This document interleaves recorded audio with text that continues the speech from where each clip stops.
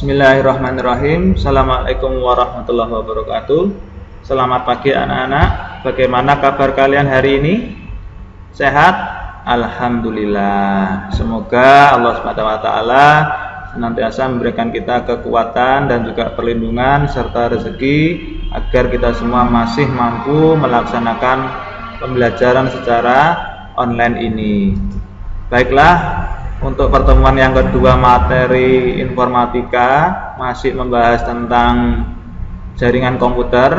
Untuk yang hari ini saya akan mengupas tentang hardware-hardware yang harus dipersiapkan agar kita semua bisa membangun suatu jaringan komputer. Pada pertemuan yang pertama sudah saya bahas tentang pengertian, ciri-ciri, kemudian topologi, ada juga jenis-jenis jaringan komputer berdasarkan letak geografis, serta sudah saya singgung sedikit mengenai hardware dan softwarenya. Pada hari ini akan saya kupas lebih detail hardware-hardwarenya apa saja, wujudnya seperti apa, serta fungsinya apa. Ada dua komponen penting ya untuk membangun jaringan komputer dari segi hardware dan juga software. Kita awali dari hardware-nya dulu, akan Pak Rizky sebutkan. Yang pertama adalah komputer server, kedua workstation, kemudian LAN card, switch hub, kabel dan konektor RJ45, router, modem, access point, serta WiFi adapter. Dari segi softwarenya harus kita install sistem operasi. Ada yang menggunakan Windows, ada juga yang menggunakan Linux. Ya, sistem operasi ini adalah nyawanya komputer, karena tanpa sistem operasi ini komputer tidak akan bisa kita gunakan karena tidak ada nyawa atau sistem operasi yang terinstal di situ. Yang kedua, softwarenya adalah protokol jaringan atau TCP/IP. Ini nanti akan kita bahas lebih lanjut ya kalau kita sudah bisa membangun jaringan komputernya dulu. Ya, karena IP address ini fungsinya adalah seperti alamat rumah kita. Ya, bedanya kalau IP address ini adalah alamat setiap komputer dalam jaringan komputer. Yang ketiga adalah driver hardware jaringan komputer.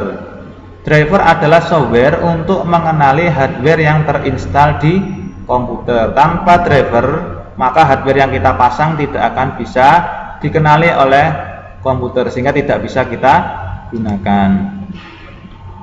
Langsung saja kepada hardware jaringan komputer yang pertama, yaitu komputer server dan juga klien.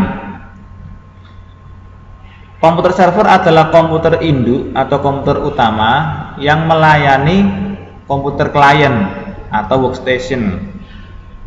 Jadi tanpa komputer server, maka klien tidak akan bisa connect ke internet. Ya, ini ilustrasinya seperti ini. Jadi yang di tengah ini adalah komputer servernya, dan yang mengelilingi adalah komputer kliennya. Komputer server bentuknya ada yang sama seperti komputer biasa, hanya saja speknya lebih tinggi. Ada juga komputer server yang bentuknya sebesar rak almari. Ya, kenapa kok berbeda ya? Beda tempatnya. Kalau hanya sekolahan atau kampus yang tidak terlalu besar, ya komputer servernya bentuknya hanya seperti komputer biasa. Tetapi bila perusahaan itu seperti Telkom, Indosat, ya, maka dia harus membeli komputer server yang ukurannya besar ya, dan juga kemampuannya yang luar biasa. Lanjut kepada hardware yang kedua, yaitu LAN card. Ya, atau ada istilah lagi NIC, Network Interface Card. Ini kita sebut dengan kartu jaringan, di mana kabel-kabel dari jaringan komputer itu akan dipasang atau dicolok ke dalam port RJ45 itu. Ya. Hardware yang ketiga adalah kabel LAN dan juga konektor RJ45. Ada beberapa jenis kabel untuk jaringan komputer. Yang biasa adalah kabel UTP seperti ini. Kemudian ada lagi kabel koaksial yang bentuknya seperti kabel antena televisi, dan juga ada kabel fiber optik ya. Kemudian untuk konektor dari kabel UTP itu kita sebut dengan RJ45, seperti ini bentuknya. Kemudian untuk kabel koaksial ini konektornya ini ya, BNC. Nah, sedangkan untuk kabel fiber optik ya konektornya ini ya, seperti ini. Ya, dari 3 kabel ini kalau yang kita pasang di sekolahan kita itu menggunakan kabel UTP. Untuk kabel koaksial ini untuk topologi bus, sedangkan untuk fiber optik ini untuk koneksi internet fiber ya, FO, yang sekarang ini sudah digunakan ya oleh sebagian besar ISP yang ada di Indonesia, supaya koneksi internetnya lebih cepat daripada yang lama. Jadi kalau kalian memasang ISP atau berlangganan internet IndiHome ya, itu ada kabel fiber optik ya dari tiang telepon itu yang masuk ke modem yang ada di rumah, itu sudah menggunakan fiber optik. Lah dari modem yang ada di rumah itu diteruskan ke komputer klien, itu menggunakan kabel UTP. Kemudian hardware yang berikutnya adalah switch hub ya. Switch hub itu fungsinya untuk memasang kabel UTP ya sebanyak jumlah klien yang ada di tempat tersebut. Misalkan di lab komputer ya ada 25 komputer ya, berarti switch hubnya kita harus membeli seperti ini ya. Kebetulan ini gambarnya ada 16 port ya. Kalau ada 25 komputer ya berarti kita beli yang switch hub 32 port misalkan, ataupun 16 kali 2, jadi kita beli 2 yang 16 seperti ini. Alat yang berikutnya adalah kita sebut dengan router. Ya, apa itu router? Router adalah pembagi dari bandwidth setiap komputer yang tersambung internet. Jadi misalkan di situ ada 10 komputer ya, sementara internet yang ada misalkan 1 GB. Jadi 10 ya, 1 GB tadi kita bagi 10 per komputernya, sehingga masing-masing komputer yang 10 tadi mendapatkan kuota yang sama, tidak ada yang saling mendahului atau paling besar ya ataupun paling sedikit ya. Jadi fungsinya router untuk membagi bandwidth internet supaya tidak ada yang terputus karena ada yang mendapatkan kuota paling besar. Ya, biasanya routernya kita sebut dengan mikrotik. Ya. Lanjut kepada hardware Jarcom yang berikutnya adalah alat yang berfungsi untuk menyambungkan internet. Ya, alat ini kita sebut dengan modem atau singkatan dari modulator demodulator. Ya, modem ini ada banyak bentuknya, ada yang modem ADSL ya, ada modem analog, ada modem yang bentuknya seperti flash disk. Ini adalah contoh modem CDMA waktu itu Smartfren ya. Kalau sekarang Smartfren sudah bukan CDMA lagi tapi sudah menjadi GSM.